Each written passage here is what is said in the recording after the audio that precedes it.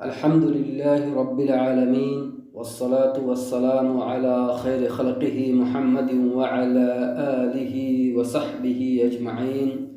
ومن تبعهم بإحسان إلى يوم الدين وبعد. فقد قال الله تعالى في كلامه المجيد: بسم الله الرحمن الرحيم وما خلقت الجن والإنس إلا ليعبدون. معزز سامعین کرام اور دینی ملی بھائیوں، آج میں آپ لوگوں کے سامنے عبادت کے سلسلے میں کچھ باتیں رکھنا چاہتا ہوں۔ اللہ تبارک و تعالی نے انسانوں اور جناتوں کو صرف اپنی عبادت کے لیے پیدا کیا ہے۔ اس کی حکمت یہ ہے کہ اللہ تبارک و تعالی نے ہمیں پیدا کیا تاکہ ہم ایک بہت بڑے کام کو کریں، اور وہ ہے اللہ رب العزت کی عبادت کرنا، اس کو ایک ماننا، اس کی تعظیم کرنا، اس کی تکبیر کرنا، اس کو بڑا ماننا، اس کی اطاعت کرنا، جن چیزوں کا اس نے حکم دیا ہے اس کو کر کے، اور جن چیزوں سے اللہ تبارک و تعالی نے ہم کو روکا ہے اس سے رک کر کے، اور جس جگہ اللہ تبارک و تعالی نے حد بندی کر دی ہے اس حد کو قائم رکھ کے اس سے آگے نہ بڑھ کر کے۔ اسی لیے اللہ تبارک و تعالی نے فرمایا: وَمَا خَلَقْتُ الْجِنَّ وَالْإِنسَ إِلَّا لِيَعْبُدُونِ۔ اب بات یہ آتی ہے کہ عبادت کہتے کس کو ہیں؟ عبادت دو چیزوں کو بولا جاتا ہے۔ ایک تو اللہ تبارک و تعالی کے سامنے جھکنا، اس کے حکم پر عمل کر کے، اس کے حکم کی بجاوری کر کے، اور جن جن چیزوں سے اس نے روکا ہے اس سے رک کر کے، اس سے محبت میں اور اس کے تعظیم میں۔ یعنی یہ جو ہم کرتے ہیں اور نہیں کرتے ہیں، اور اللہ کے سامنے جو جھکتے ہیں، یہ ویسے ہی نہیں، لا یعنی نہیں، بلکہ اللہ کی محبت میں اور اس کی تعظیم و تکریم میں ہم یہ کریں تو اس کو عبادت بولتے ہیں۔ دوسری چیز، عبادت جس کے ذریعے عبادت کی جاتی ہے اس کو بھی عبادت بولتے ہیں۔ اس میں ہر وہ چیز شامل ہے، چاہے وہ قولی ہو یا فعلی ہو، یعنی کہنے والی چیز ہو یا کرنے والی چیز ہو، وہ تمام چیزیں اس میں شامل ہیں جس سے اللہ تبارک و تعالی خوش ہوتا ہے، راضی ہوتا ہے، جس کو اللہ تبارک و تعالی چاہتا ہے، جس سے اللہ کو محبت ہے۔ اب وہ چاہے ظاہری قول و عمل ہو یا باطنی قول و عمل، جیسے دعا کرنا، ذکر و اذکار کرنا، نماز پڑھنا، محبت کرنا، بغض رکھنا۔ تو مثلا الصلاۃ یعنی نماز یہ عبادت ہے، اور نماز پڑھنا یہ عبادت کرنا ہے۔ تو نماز صرف اللہ کے لیے جائز ہے، اس سے محبت کرتے ہوئے، اس کی تعظیم کرتے ہوئے، اور جتنے بھی عبادات ہیں وہ مقبول ہیں صرف اور صرف اللہ کے نبی جناب محمد رسول اللہ صلی اللہ علیہ وسلم کے طریقے پر، کیونکہ یہی وہ طریقہ ہے جس کو اللہ تبارک و تعالی نے مشروع کیا ہے۔ اور اللہ تبارک و تعالی نے ہمیں یہ بتا دیا ہے کہ اگر تم میرے آخری نبی محمد رسول اللہ صلی اللہ علیہ وسلم کی اگر اطاعت کرتے ہو تو گویا کہ تم نے میری اطاعت کی، میری حکم بجا آوری کی۔ تو اللہ کے نبی کے طریقے کے علاوہ اگر کسی طریقے پر عبادت ہوتی ہے تو وہ عبادت مقبول نہیں بلکہ مردود ہوتی ہے۔ اچھا، یہ تو ہو گئی عبادت کی تعریف اور اس کا ڈیفینیشن، اس کا پریبھاشا۔ اب جو ہے عبادت کرنے کے لیے دو بنیادی اصول ہیں۔ ایک اللہ رب العزت سے کامل محبت، اللہ کے محبت میں آپ کو عبادت کرنا ہے، اور دوسرے کلی طور سے اللہ کو نتمستک ہونا، اللہ کے سامنے جھکنا، اللہ میں سمرپت ہونا۔ تو یہ دو چیزیں اگر نہیں ہوں گی عبادت میں تو عبادت نہیں ہوگی۔ اچھا، سب سے مکمل عبادت کن لوگوں کی ہے؟ سب سے مکمل عبادت اگر کسی کی ہوتی ہے تو وہ انبیاء اور رسل کی ہوتی ہے، رسولوں اور نبیوں کی ہوتی ہے، کیونکہ اللہ کے بارے میں وہ سب سے اچھا علم رکھتے ہیں، اس کے بارے میں سب سے زیادہ جانتے ہیں، اور سب سے زیادہ وہی اللہ کی تعظیم و تکریم کرتے ہیں۔ اور یہی وجہ ہے کہ اللہ تبارک و تعالی نے انہیں یعنی انبیاء و رسول کو سارے انسانیت کی طرف بھیجا تاکہ وہ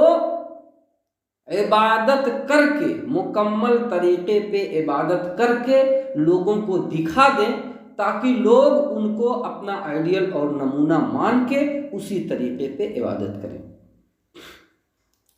اس کے بعد سب سے مکمل ایمان ہوتا ہے صدیقین کا، جیسے آپ کہتے ہیں ابو بکر صدیق، اسی طریقے سے سچے لوگوں کا، سچ ماننے والوں کا، جن کے ایمان اللہ و رسول پر بہت ہی مکمل ہوتے ہیں انبیاء و رسول کے بعد۔ اس کے بعد سب سے مکمل عبادت ہوتی ہے شہداء کی، اس کے بعد صالحین کی، جیسا کہ اللہ تبارک و تعالی نے قرآن میں اس کی طرف اشارہ کرتے ہوئے کہا ہے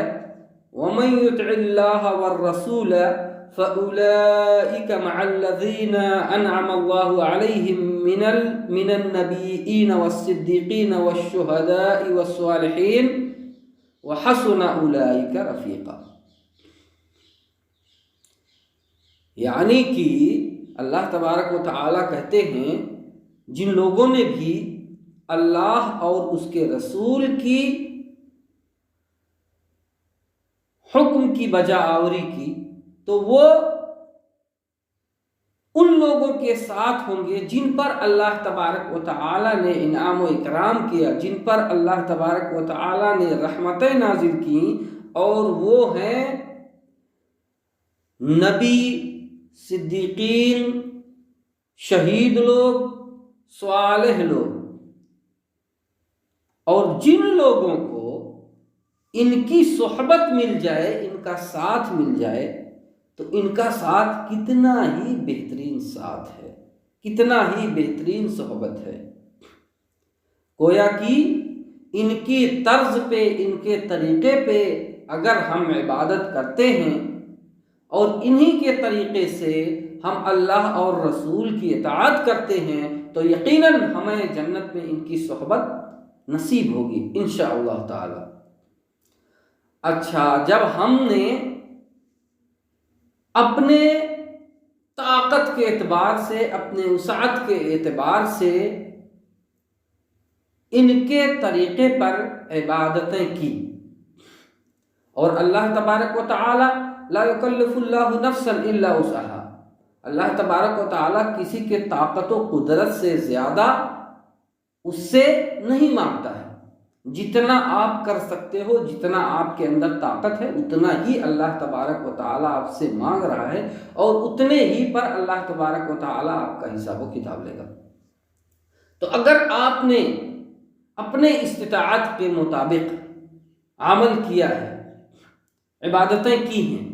اور اپنے استطاعت کے مطابق اللہ اور اس کے رسول کی اطاعت کی ہے، تو اب یہ جانیں کہ یہ سب کرنے کے بعد جو کرتا ہے، جو نہیں کرتا ہے، سب کے لیے ایک قانون ہے کہ اگر کرتے ہیں تو اور نہیں کرتے ہیں تو، دونوں صورتوں میں بندوں پر اللہ کا حق کیا ہے اور اللہ پر بندوں کا حق کیا ہے، یہ جاننا بے حد ضروری ہے۔ تو بندوں پر اللہ کا حق یہ ہے کہ وہ صرف اور صرف اللہ کی عبادت کریں، اسے ایک مانیں، اس کے ساتھ کسی کو شریک نہ کریں، اس کی اطاعت کریں، اس کی نافرمانی نہ کریں، اس کو ہمیشہ یاد رکھیں، اس کو بھول نہ جائیں، اس کا شکر ادا کریں، اس کا انکار نہ کریں، کفر نہ کریں، ناشکری نہ کریں۔ تو جو لوگ یہ سارے کام کریں گے، اس میں کوئی زیادتی، کوئی کمی نہیں کریں گے، تو اللہ تبارک و تعالیٰ کے اوپر ان کا یہ حق بنے گا کہ اللہ تبارک و تعالیٰ ان کو جنت میں داخل کرے گا۔ اور بندوں پر اللہ کا یہی حق ہے کہ یہ سارے چیز کریں، جیسا کہ معاذ ابن جبل کی حدیث میں رسول صلی اللہ علیہ وسلم نے اس طرف اشارہ کرتے ہوئے کہا ہے، حدیث اس طرح ہے، عن معاذ بن جبل رضی اللہ عنہ قال كنت ردف النبي صلى الله عليه وسلم على حمار يقال له عفير أو عفير قال فقال يا معاذ تدري ما حق الله على العباد۔ معاذ بن جبل رضی اللہ عنہ روایت کرتے ہیں کہ میں نبی صلی اللہ علیہ وسلم کے پیچھے ایک گدھے پر سوار تھا جس کو عفیر یا عفیر کہتے ہیں۔ تو کہتے ہیں کہ نبی صلی اللہ علیہ وسلم نے مجھ سے کہا، اے معاذ، کیا تمہیں معلوم ہے ما حق اللہ علی العباد، بندوں پر اللہ کا کیا حق ہے، وما حق العباد علی اللہ، اور بندوں کا اللہ پہ کیا حق ہے۔ پہلا ما حق اللہ علی العباد، اللہ کا حق بندوں پر کیا ہے، دوسرا وما حق العباد علی اللہ، اور بندوں کا اللہ پر کیا حق ہے۔ قالا، تو حضرت معاذ کہتے ہیں، قلت، میں نے کہا، اللہ و رسولہ اعلم، اللہ اور اس کے رسول ہی زیادہ جانتے ہیں، بہتر جانتے ہیں۔ قالا، تو اللہ کے نبی نے فرمایا، فَإِنَّ حَقُّ اللَّهِ عَلَى الْعِبَادِ أَن يَعْبُدُوا اللَّهَ وَلَا يُشْرِكُوا بِهِ شَيْئًا۔ کہا کہ بے شک اللہ کا حق بندوں پر یہ ہے کہ وہ صرف اور صرف اللہ کی عبادت کریں، اور اس کی عبادت میں کسی بھی چیز کو شریک نہ کریں، اس کے ساتھ کسی کو بھی شریک نہ کریں۔ وحق العباد علی اللہ عز وجل، اور بندوں کا حق اللہ رب العزت پر یہ ہے، اللہ يعذب من لا یشرک بہ شیئا، کہ اللہ تبارک و تعالی ایسے بندے کو عذاب نہ دے جس نے اس کے ساتھ کسی کو شریک نہیں کیا۔ قال، تو حضرت معاذ کہتے ہیں، قل، تو میں نے کہا، یا رسول اللہ، اے اللہ کے رسول، افلا ابشر الناس، کیا میں لوگوں کو اس کی بشارت نہ دے دوں؟ اتنی اچھی بات ہے، کیا میں لوگوں کو اس کی بشارت نہ دے دوں؟ قالا، تو اللہ کے نبی نے فرمایا لا تبشرہم،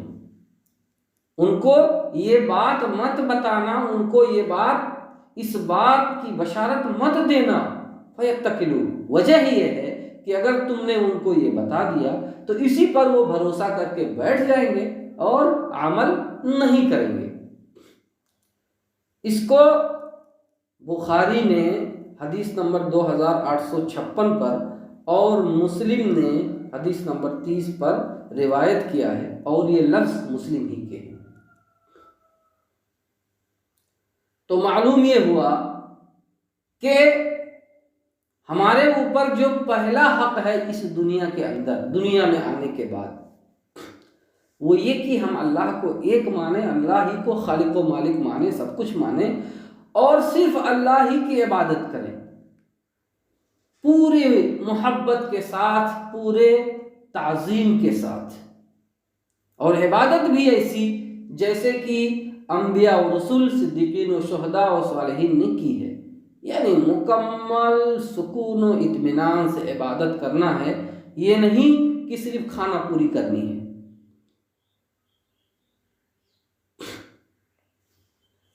تو ان تمام باتوں سے یہ معلوم ہوا کہ عبادت کس کو کہتے ہیں، عبادت صرف کس کی ہونی چاہیے، اور کن لوگوں کے عبادات مکمل ہیں، اور ہمیں کس طریقے پہ عبادت کرنا ہے، اور اس دنیا میں آنے کے بعد ہمارے اوپر کیا حق حقوق ہے اللہ کے، یہ ساری چیزیں ہمیں معلوم ہوئی۔ اللہ سے دعا ہے کہ الہ العالمین ہمیں صحیح راستے پہ چلا، اور جب تو نے ہمیں اس دنیا میں بھیجا ہے تو ہمیں ہدایت یافتہ بنا، اور ہمیں موحدین میں سے بنا دے، اور ہمیں صدیقین و شہداء کے طریقے پر، انبیاء و رسول کے طریقے پر، صالحین کے طریقے پر عبادت کرنے کی اور اسی طریقے پر چلنے کی توفیق عطا فرما، اور آخرت میں یا الہ العالمین ہمیں ان کی صحبت نصیب فرما۔ اقول قولی ھذا واستغفر اللہ لی ولکم ولسائر المسلمین فاستغفروہ انہ هو الغفور الرحیم۔